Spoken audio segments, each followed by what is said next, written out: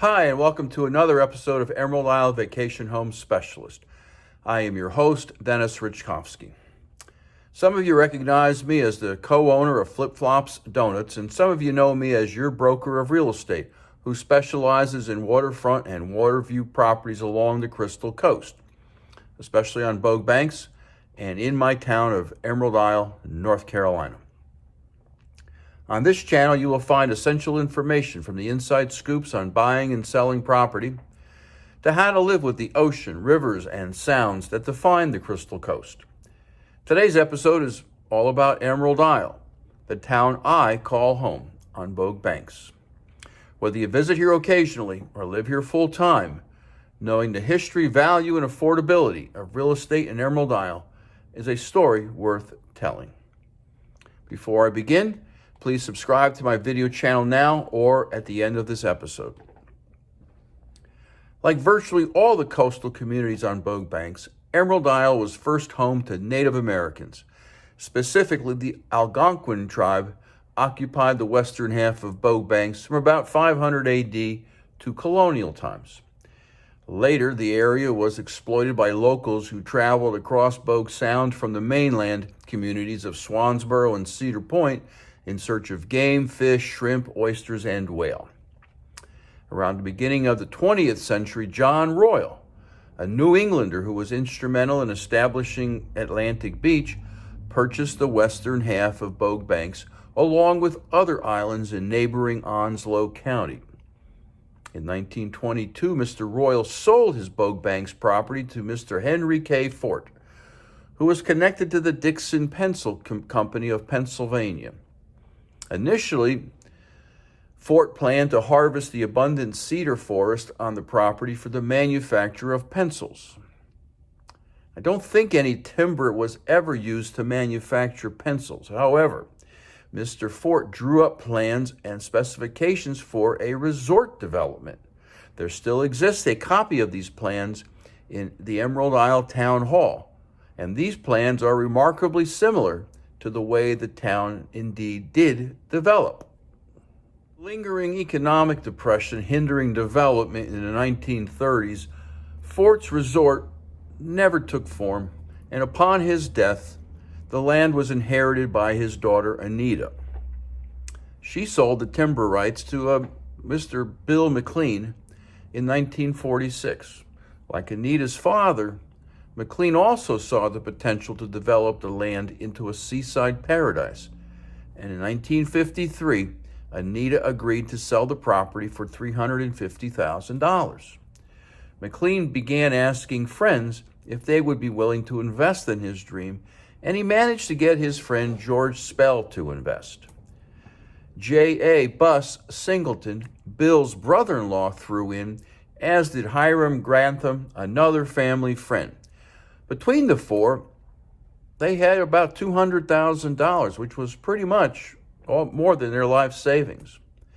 They still needed another $550,000, which was obtained when Robert Holding, then president of First Citizens Bank of Smithfield, put down the money in the names of his three sons, Frank, Lewis, and Robert Jr. After the purchase, the land was divided into 54 blocks, 1,100 feet wide each, running from the Sound to the sea. The 7 investors then drew numbers to see who owned which parcels, and development started. Certain blocks were reserved for limited commercial development. Most were earmarked for residential homes. That planning, rudimentary as it was at the very beginning, is what prevented Emerald Isle from becoming a hodgepodge like many other beach towns. Where did Emerald Isle get its name is a question many people ask. Could it have been that the developers were all Irishmen? No, not likely. Were they all jewelers? Decidedly not. Maybe they were taunting jealous friends who were green with envy. Not likely. Most of their friends thought they were fools for purchasing a pile of sand. Some even mentioned that the water is more green than blue. Still others said that the phosphorus deposits left behind on the beach by lapping waves created a green glow about the dusk each day. These all sound like very good possibilities, but none are correct.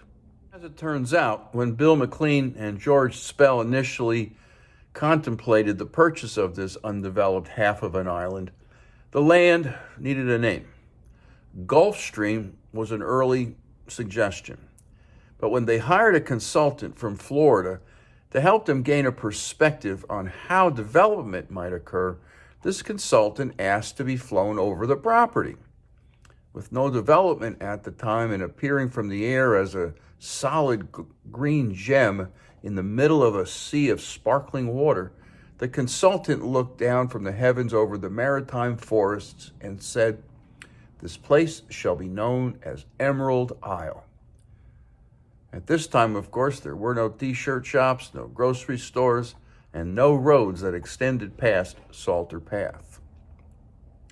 The name fit perfectly, but the timing was not always impeccable. Hurricane Hazel hit the coast in October of 1954, slicing the island in half at two different locations. The developers were lucky to sell oceanfront lots for $1,500 after Hazel. These same oceanfront lots today would approach seven figures. Ask me how, I know. But not everyone wanted to be on the ocean. Tourists appreciate the convenience and views afforded by oceanfront properties, to be sure, while generations of Emerald Isle locals have preferred the privacy and the sunsets over the sound.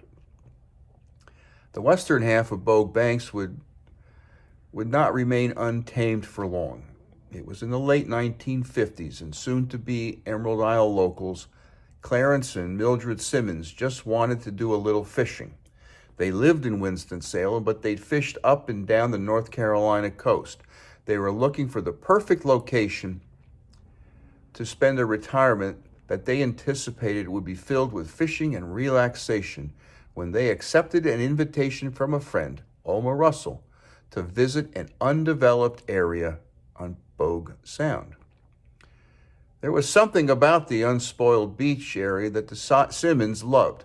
They stayed for the weekend, walking over the dunes to cast for bluefish and flounder. At the end of their visit, Mildred paused at the screen door. "We'll be back," she told her friend.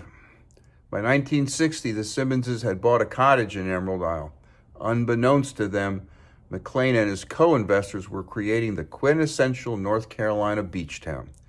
They weren't engineers, but they were of an era when people didn't stop doing something merely because they didn't have the expertise. "Dad never was an architect," said Paxton Holtz, McLean's daughter and one of the pillars of the Emerald Isle community today. They drew up their plans for the Islander Hotel, for example, on a paper bag. Development of Emerald Isle was slow to take off until the Cameron-Langston Bridge was completed in 1971. And although families have been crossing that bridge for more than 50 years, Emerald Isle still retains much of the character that was first sketched on that paper bag after World War II. Roads were named after people the developers knew: Joel Lane, Edna Street, and Byron Street. Across the water in Cape Carteret, Taylor Notion Road, right off W.B. McLean Street, is so named because it was Mr. Taylor's notion to build a road there. There was once even a Paxson Street. To discover more about the history of Emerald Isle, or to learn about residential and commercial real estate properties in Emerald Isle, or to subscribe to my newsletter, call or text your email address to my private number, 919-308-2292. To learn more about real estate elsewhere along the Crystal Coast of North Carolina, sign up for my blog on my website, www.eihomesforsale.com, and subscribe to Emerald Isle Vacation Home Specialist on YouTube at the end of this video. Stay well and stay safe. So come on down. Please subscribe to my channel below and definitely return next week to the same bat channel at the same bat time of 9 a.m. on Thursday for yet another episode of Emerald Isle Vacation Home Specialist.